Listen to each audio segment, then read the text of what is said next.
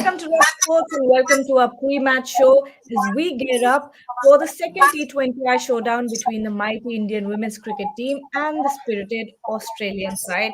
We are all still buzzing from the excitement of the first T20I where India clinched a sensational wicket victory. And now we are setting the stage for another riveting encounter at the DY Patil Stadium in Navi Mumbai. In the last match, the incredible opening duo of Shafali Verma and Smriti Mandhana did not just play cricket, they also left a lot of magic. The record-breaking 137-run partnership showcased showcased not just skill but a deep connection between teammates on the field. And let's not forget the Indian bowlers, led by Tita, who delivered a performance for the books, efficiently keeping Australia to 141 and paving the way for an impressive triumph. There's some audio. I'd like to introduce my guest before we get to anything else. But Trisha, I'd like to ask you, the opening partnership between Shafali Verma and Smriti Mandhana was exceptional. How crucial is their role for India's success in this series? Yeah, Gagya, as I had mentioned the last match as well, the best part was, and best for Shafali, for us as well, that she was dropped, you can say, in the ODIs and then brought back in the format which best suits her, where you don't need to think much, go bang bang, which is her style of play. Also, what helped is India restricted Australia to 141, and then Safari was given all the freedom. That's the best part. And the way Shafali batted, I think also gave Mandana the time to settle in. Sorry, I pronounced the name wrong. It will be Mandana. Yeah, so gave Mandana the time to settle in. And then, of course, I mean, both of them are world class batters. But I would have liked a 10-wicket victory. Absolutely. And our man on ground, Ishan Shahani, is joining us from the DY Patil Stadium. Ishan, let us know what the atmosphere over there is like because I'm looking at the visuals you've sent. Result, I heard Australia is bowling. Yes, Australia is bowling. Yeah, Gagi, could you repeat? Yes, I was asking what's the atmosphere over there like. I've seen all the visuals you've sent, and there are a lot of people backing the Indian team after the Yes, performance. Gagi, actually the atmosphere is really, really good. There are a lot of people who have actually turned up for the second T20I because of that famous first T20I win. So that's what we can expect, right? If you do well in the first game, you will expect a larger, like a larger turnout in the second game. And it's actually really good to see. I haven't seen this at the Wankhede. The DY party somehow surprises me with a lot more people. So that's very motivating for even the players who step out on onto the field. So good news overall. And again, it boils down to the same point of regular performance and so again they have to perform out here today as well. They can't take it lightly, thinking that we still have one more game to play, which is the final decider. We have to think about looking to win this game to set it up for the final. So to win this game today, it's going to be an historic T20 victory, Dagi. So it's a big point to mention here. Absolutely. And Bharat, with India fielding first, what are your thoughts? Will India clinch this one as well? Yeah, so that for Australia, this is a little bit of a positive sign because they won the toss. So they have to, they will be batting second. So a due factor or something like that might come into play. So from that basis, Australia would feel they have the chance here. But India definitely, after winning that first match, there would be a lot of belief, unremitting belief in that camp. As I noted a couple of days ago, it mainly comes down to belief. If you really want to start winning against teams like Australia, you need that one victory somewhere. Limited overs cricket. I'm thinking about limited overs cricket. Somewhere you need that one victory. If you get that belief, then you start believing, yeah, I can win one more. Then if you win 2 matches, you will believe I can win 3. So they have got that very comfortable victory, and now from here, India have to take it forward. Absolutely. And another hero in the match in the first T20I was Tita Sadhu, actually, the young player. Tita Sadhu's career best figures of 4 for 17 played a significant role in restricting Australia, the mighty Australia, to 141 in the first T20I. Trisha, how impressed are you with her performance? I was impressed. I have been the biggest, advocate for playing Tita even in the one day internationals. But having got her chances, I think she has not disappointed. She bowled beautifully. Even the Australians have this norm that they want to put the debutant under pressure, but Tita was so good, impeccable line and length, no error. There was almost zero error from her end, and the Australians just couldn't get her away. They were under pressure, and that is where she got the important wickets. And what those wickets did, of course, that even with the remarkable batting lineup that Australia has, when you have chopped off 4 wickets, um, it suddenly, even they are in a spot of bother, and they get restricted. I think also Sriyanka and Deepthi had a big role to play, but Titash, I hope though that Titash starts with the new ball today. I mean, yes, I know she came in the fourth over itself, but will do her confidence also a big boost if she gets the new ball. And what better debut, Ellyse Perry, her first T20I match, she was the player of the match, and Tita Sadhu, player of the match, first Ooh. T20I match. I mean, I can see Who her knows? on rope. Sorry. Who knows? We might just have another Ellyse Perry in the making. Absolutely. Maybe Titash is not that great with the bat, but with the ball, why not? I think there is a lot of cricket in Titash, and I'm so glad that India has recognized the potential. And I just hope, Gargi, that there will be bad days, right?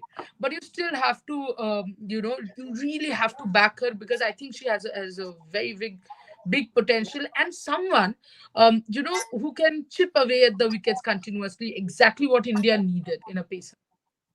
Absolutely. Ishan, you were talking about Tita Sadhu being that she should have been included in the squad way before. What are your thoughts now, after that performance? How was it like watching her on the field? 100% Gagi, 100%. I think even Trisha will agree with this because it was her tweet as well, which I saw, and I think it's just everyone is.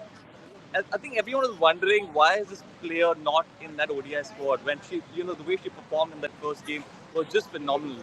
She was running in well, bowling fast, and hitting the stumps, and that's what made all the difference. Keeping things very simple. At the end of the day, it's all about sticking to the basics. That is exactly what she did, and I think that is why me and Trisha felt as well that she should have been part of that ODI squad because that X factor, that X factor that we talk about, where a player comes out and just stands out. She's that X factor, Gagi. So really surprising why she wasn't part of that ODI series. But I think after that first performances, we can see and expect a lot more out of her. Absolutely. And even though the game hasn't started yet, the spotlight will be on one player, and that is Ellyse Perry, who is set to play her 300th game for Australia tonight. She is only the fourth player overall to do so.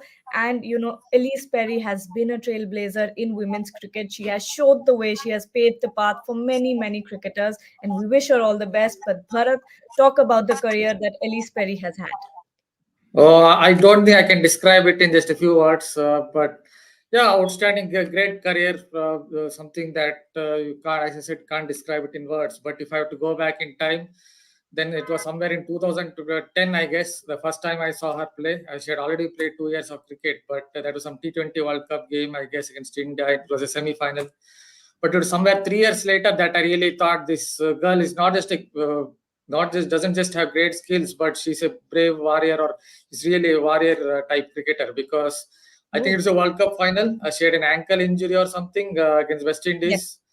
Yeah, she got one angle That's away true. from Kaisia Knight and then got her out with the in swinger. But she had an ankle injury. She was still zipping to the crease, exploding through the crease. That is when I thought, yeah, this cricketer doesn't just have skills, it's something else. She is obviously she has evolved as a batter. For a while, it seemed like in T20 cricket, Ellyse Perry wasn't that good, at least as a at least as a batter. But even in that sense, she has evolved as a batter. Even 8 years ago, I remember was captaining Sydney Sixers, I guess, if I'm not mistaken. It was Yeah. it's kind of slightly inexperienced side, and she led that side as well. So this is complete package. Someone who really comes across as a cricketer who thrives under pressure, and just a record speaks for herself. So, Yes, and Trisha, you wrote a wonderful piece today about Ellyse Perry. Why don't you tell the story? I don't even need to mention anything here. Yes, I think I've been a huge Ellis Perry fan for a long, long time now. But obviously, it happens, when you meet someone who you have been wanting to meet for a long time. So, um, uh, Harsha has said India gonna win it today. Today. Yeah, let's hope so. Fingers crossed. Um, was saying that so when I met her in 2018 at the airport, we were all stuck for 12 hours. So I had 12 hours to go up to her and say a hi. Of course, take a picture with her, take an autograph. But I just didn't know how to, really go and speak to her. Australian team has changed. Kim Gulf has come in place of Darcy Brown, actually. Okay. Sorry. And again during Commonwealth Games, Boria, Debashish, myself, and I think Shormish, all of us were going for lunch, and we were also casually walking. I see the Australian team casually walking on the same footpath, and very nicely I pointed out, see the Australian team, and Boria was like, "Yeah, go take a picture," and I was like, um, just a blank moment. And after they went past, I was like, "Oh, Ellyse Perry." That was my exact reaction. And Boria was like, "You had completely 5-7 minutes to go stop them, take a picture." I think Perry is an especially the way she come back after being dropped from the T20 team. And in fact, she was also receiving a lot of flack for her Sydney Sixers stint as well, where a lot of people who do not watch WBBL probably do not know Ellyse Perry and Alyssa Healy opened the batting. So a lot of people said that Alyssa Healy was under a lot of pressure because Perry wasn't up to the mark with the T20 batting and so on and so forth. And back comes Perry, and now see the way she's scoring. The batting is way more free flowing. To be very honest, she doesn't even look like someone who is playing her 300th T20I. I mean 300th match. You Yeah. definitely that can go on for way more. And I hope, and I have written this. I hope she goes on till the 400th and I get another chance where this time I'm not missing out. This time I'm getting her autograph. We'll And make sure. Just to push send, you. yes, please do. Thank you. But Ishan, you've seen her. I'm sure you've had the chance to see Ellyse Perry. And what Ellyse Perry performance has stuck in your memory? Actually, she's been performing really well, Gagi, like in the last few matches as well. So, to be honest, a lot of those performances have stuck in my mind because they've all been very impactful. If they weren't so impactful, none of them possibly would have stuck in my mind. But if you look at the performances, the partnership she's built and basically holding that innings together, it's not an easy job to do. So I think Ellyse Perry is someone that the Indians will have to get out very early and obviously someone you can't take for granted. She's got all the experience in the world. She's got all the skill sets that a batter needs. So she's basically someone that can really take it on to the bowlers. And talk about playing for a long time. That requires enormous amounts of dedication, determination, which a player needs. It's not easy to go out here and play so many matches. So it's no joke at all. So this is someone who has a very clear mindset of what she wants. So obviously a class act and someone that the Indians have to get out really early on. Um, Vaishnav here says that 180 will be a good total to defend Bharat. Is that so? Yeah, if 180 maybe, yeah. But again, as I said, if due factor comes into play, then see when due factor comes into play, if you try to grip the ball, it feels like a soap, something like that. So then any total might seem like it is not enough. But yeah, if you, the main thing is India have to be positive. They should look at getting as many runs as possible. Thinking that the due or something like that would come into play. So keep it as 20 plus buffer if it's possible, and try to defend from there. Just wanted to add one point on Tita Sadu. The last game when I was watching a spell, he straight away went round the wicket to Beth Mooney, I guess, yeah. and that there's some plan. I last year when Australia were playing South Africa, Shabnim Ismail was bowling to Beth Moon and was bowling from over the wicket. You can see that Moon's back leg is around leg stump. So I couldn't understand why Shabnim Ismail was doing this, and Moon scored a 50 and they won that match. So Australia won that match. So that Tita Sadu straight away went round the wicket and executed her plans by cutting the room against Mooney, something that was really impressive for a youngster. Yes, absolutely. And we've got a few comments here, so we'll just take them. Siddharth Sharma here says, what should the Indian team do to ensure they bat well and don't collapse when batting first? Trisha. I think what India have to do basically is one player at a time has to go on the aggressive side, whereas the other one has to stick around and give more strike to that player. So, for example, we know at the onset it will definitely be Shafali who will be going for her big shots, and Smriti should ideally try to give her the strike. And once that, I mean, if and when one of the wickets fall, we have to again shuffle our batting order as well. We can't bring in Deepti Sharma even though it's batting first. I would say again what we had discussed the last time. Put her down the order 8, 9, 10. That's perfectly fine. But rest of them, yes, it remains the same. And I think we have to go about that till 12th, 13th over. And with wickets in hand, then charge from there because I do think you might need a little more than 180 for sure. Because as Bharat said, um, and batting collapse, I think Siddharth, it's very important. The batting collapses because I think both the sides try to attack, either that or none of them are able to attack and playing a lot of dot balls. So, what Australia or the other team does better, where the pressure becomes less on them, is rotate the strike. So even if you're not getting boundaries, rotate the strike and give it to the player who's batting better at that moment. Then the pressure will be less. So there will be a collapse. And as I said, I think we'll need a little more than 180 because the pitch will also ease out, and the ball will come on faster. The dew comes in. Yes, and Ishan, you've seen the Indian team through the India A series, through the two test matches, and everything. Basically, all the matches have happened in Mumbai, and Ishan has seen it. So, India has shown remarkable improvement and remained very clinical throughout this home season. How has the team's overall performance evolved? You've seen it very closely.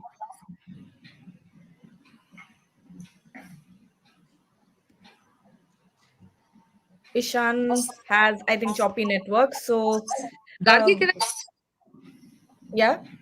I, Prince Perry is the talk, obviously, because she's playing her 300th game.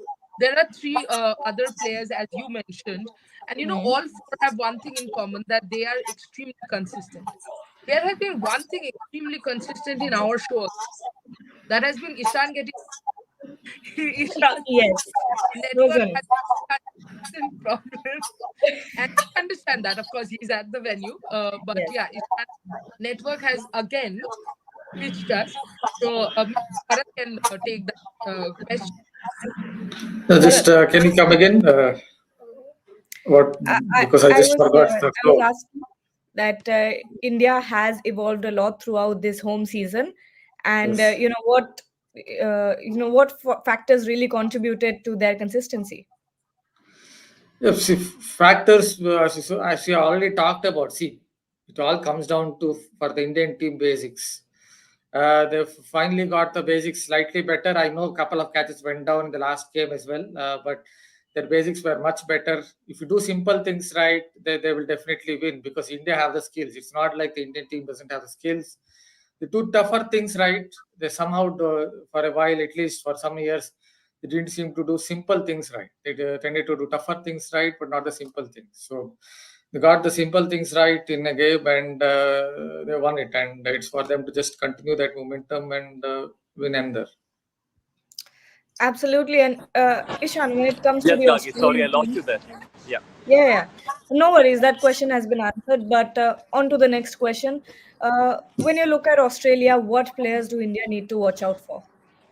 I think it has to be Ellyse Perry, Phoebe Litchfield. These two because have been, just phenomenal form and they've been getting a lot of runs up the order. So if you've noticed the pattern, Gagi and Bharat, I think it's these two who set up the runs early on in the ODIs as well, and the rest of them as well, contribute later on in the innings. But it's normally these two who really get a lot of runs up the order. So it's these two players that we really have to watch out for. And to be honest, even to some extent, I feel Sutherland, because she's someone who's really handy down the order. She's someone who can really whack the ball out of the park when in the last few overs remaining, and she's someone who can really take it on. So I think she's someone we should be watchful for as well. But besides her, I think Phoebe Litchfield and Ellyse Perry, these two are really dangerous. Can I Yes, and just one more. add Yeah, one player? Yeah. of I course. guess we have to also look at Megra. Yeah. This Absolutely. player under pressure, whenever I switch on the TV, somehow she comes good. Let it be in Test cricket or let it be in some indoors cricket. I'm thinking, oh, Glenn McGrath was there. Now this is Sander McGrath I has was come just to. about to say the same thing. McGrath and us are a different kind of a story. I think we have to look at her because strong girl, not just a strong girl, but someone who uses the depth of the crease. For someone who is very tall, she uses the depth of the crease really well against spin. I was really impressed by the way she played in that test match as well. Not just used her reach, she was always ready to go back and play the cut. I think she's Yes. a good player of spin and she picks the length early. So I always feel she's one player that really have a lot of respect with the way she plays under pressure. Yes, absolutely. And I'm about to wrap up, but before that, there's a really good question here, and Trisha, I'll throw this to you. Are all of you satisfied with Shafali's growth as a batter? No, Siddharth, I don't think so. Because when Shafali had initially been brought in the team, though I have been saying this a number of times, and I know I might be getting trolled for that, but I do think that Shafali was brought in a little bit raw. So she came in a little earlier than she should have, and that is where I would say the growth probably didn't happen as much as it should have. Because by now Shafali should have been able to win at least 5 matches out of 10, which is definitely not happening because she's not even scoring in 5 out of 10. So I think what is important is Shafali needs to choose the ball because she has a range of shots. Yeah. So as a batter, if because now she has been playing quite a long while in the international circuit, so by now she should have been set. And this is her mental. I don't think there is a shot problem or she doesn't know how to handle a particular ball. It's just that I don't think she knows how to handle a particular situation that well even now, and that is where I'm not really satisfied with where she like how her career growth has happened. I'm only hoping that after her comeback in the first T20I, it gets better. The exponential graph increases only towards, only goes up. Absolutely. And I think that wraps up our conversation for this pre-match show. Let's see what the Indian women put out. It's going to be an incredible, thrilling match because after the first match, you expect good batting out of the Indian team. Now, let's see how much runs they put on the scoreboard. Until then, stay tuned to